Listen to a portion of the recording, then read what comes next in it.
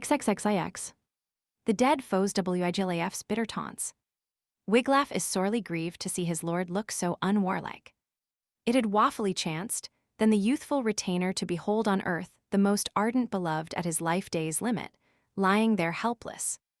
The slayer too lay there of life all bereaved, 5 horrible earth drake, harassed with sorrow. The dragon has plundered his last hoard. The round twisted monster was permitted no longer to govern the ring hordes, but edges of war swords mightily seized him, battle-sharp, sturdy leavings of hammers, that still from his wounds 10 the flyer from Farland fell to the earth hard by his hoard house, hopped he at midnight not air through the air, nor exulting in jewels suffered them to see him. But he sank then to earthward through the hero chief's handwork. I heard sure it throve then. Few warriors dared to face the monster.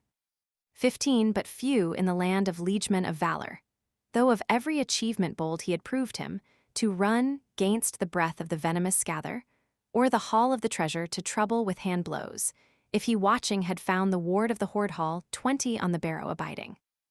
Beowulf's part of the treasure of jewels was paid for with death, each of the twain had attained to the end of life so unlasting. Not long was the time till the cowardly thanes come out of the thicket. The tardy at battle returned from the thicket, 25, the timid truce-breakers 10 altogether, who durst not before play with the lances in the prince of the people's pressing emergency. They are ashamed of their desertion. But blushing with shame, with shields they betook them, with arms and armor where the old one was lying, 30 they gazed upon Wiglaf.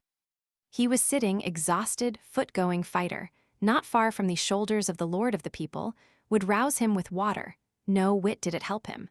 Though he hoped for it keenly, he was able on earth not at all in the leader 35 life to retain, and nowise to alter the will of the wielder. The world ruler's power would govern the actions of each one of heroes. Wiglaf is ready to excoriate them. As yet he is doing. From the young one forthwith, then could grim-worded greeting be got for him quickly 40, whose courage had failed him. Wiglaf discoursed then, Weostan his son, sad-mooded hero. He begins to taunt them. Looked on the hated.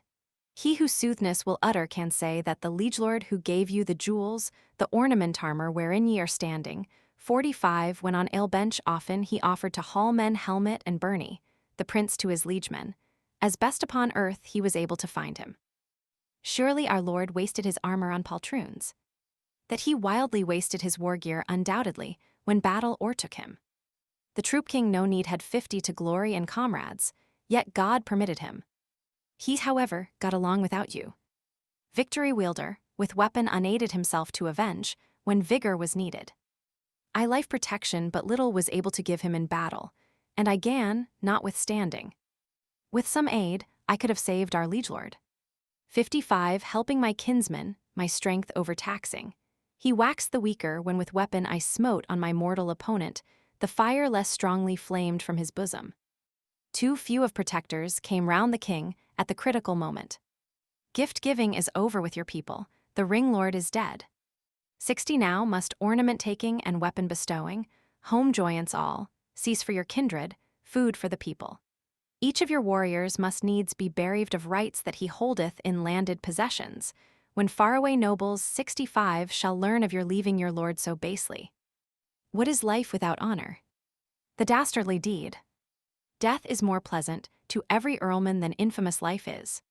For Dedum Reedon, 2859b, suggests Death Eridan and renders, the might or judgment of God would determine death for every man, as he still does. Some critics himself in earlier editions put the clause, when him, as, tha, beget with the following sentence, that is, they make it dependent upon Thorft, 2875, instead of upon Forwerp, 2873.